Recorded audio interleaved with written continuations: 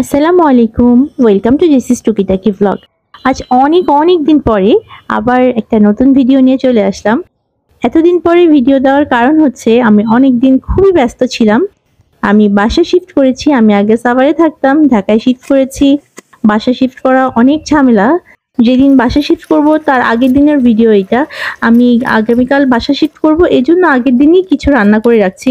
কারণ আগামীকাল এত ব্যস্ততার মধ্যে আবার যদি আমি রান্না করতে যাই তাহলে খুবই ঝামেলা হয়ে যাবে, এজন্য একটু বেশি করেই রান্না করে রাখছি। আমি রান্না করছি বাঁধাকপি দিয়ে গরুর মাংস আর শাক, একটু বেশি করেই রান্না করে নিলাম। পালং শাক রান্না করছি। পালং শাক এরকম আলু টমেটো দিয়ে রান্না করলে খেতে কিন্তু বেশ ভালোই লাগে।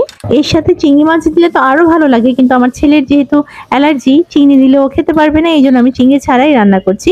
কে কে এইভাবে পালং শাক রান্না করেন জানাবেন। আর এই ভিডিওটা হচ্ছে ঈদে রোজার আগের ভিডিও, মানে রোজার আগে বাসা শিফট করবো বলে আমি একটু তাড়াহুড়াই করেছি। আর রোজার মধ্যে বাসা শিফট করা তো অনেক ঝামেলা। রান্না শেষ করে কিচেনটা একটু পরিষ্কার করে নিচ্ছি।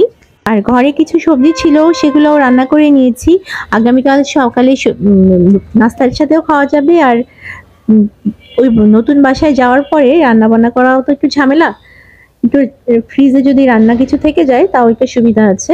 রান্না বান্না শেষ আর জিনিসপত্র গোছগাছ করা অনেকটাই কমপ্লিট। অনেক বেশি ব্যস্ততার মধ্যে আসলে ঠিক সেভাবে ভিডিও করা হয়ে ওঠে না। তারপর ফাইনালি সব গোছগাছ করে আমরা বের হয়ে যাচ্ছি নতুন বাড়ির উদ্দেশ্যে।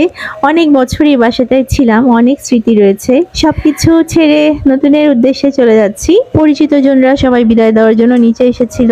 তারপরে ফাইনালি আমরা আমাদের নতুন বাসায় চলে আসলাম। নতুন বাসায় আমরা আগে উঠে এসেছি, মালপত্র আস্তে আস্তে উঠানো হচ্ছে। এর মধ্যে খালি বাসাতেই আপনাদেরকে একটু ভিডিও করে দেখাচ্ছি। এইটা হচ্ছে লিভিং রুম, পাশেই ডাইনিং স্পেস রয়েছে। আমরা মাত্রই আসলাম, এখনো আমরা লাইট টাইট লাগাতে পাইনি, তবে দেখলাম যে কিছু লাইট আগে থেকেই এখানে লাগানো রয়েছে। রান্নাঘরে, ডাইনিং স্পেসে, ড্রয়িং রুমে।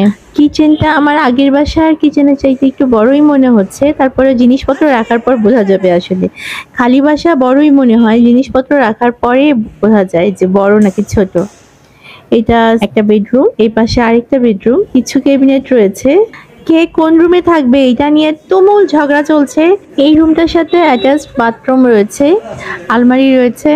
রাস্তার সাথেই বাসা, এটা একটা সুবিধা। আর এটার একটা অসুবিধা হচ্ছে এখানে সবসময় খুব ধুলাবালি হয়, রাস্তার পাশ থেকে ধুলোবালি উড়ে আসতে থাকে। রাস্তার পাশে বাসা হওয়ার সুবিধা অসুবিধা আসলে দুটোই রয়েছে।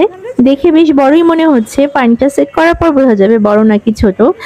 মালপত্র অনেকটাই উঠিয়ে আনা হয়ে গেছে, এখন প্রচুর কাজ। এগুলোকে সেট করতে হবে, চুলা বসাতে হবে, ওয়াইফাই লাইন নিতে হবে, ডিশের লাইন নিতে হবে। এই সব ব্যস্ততার কারণেই আসলে আমি এতদিন ধরে ভিডিও দিতে পারছিলাম না। এখন থেকে নতুন বাসায় ইনশাআল্লাহ রেগুলার ভিডিও দেব। আমার আজকের ভিডিওটা এই পর্যন্তই। ভিডিওটা ভালো লেগে থাকলে লাইক, কমেন্ট এন্ড শেয়ার করে আমার পাশে থাকবেন। সবাই ভালো থাকবেন। আসসালামু আলাইকুম।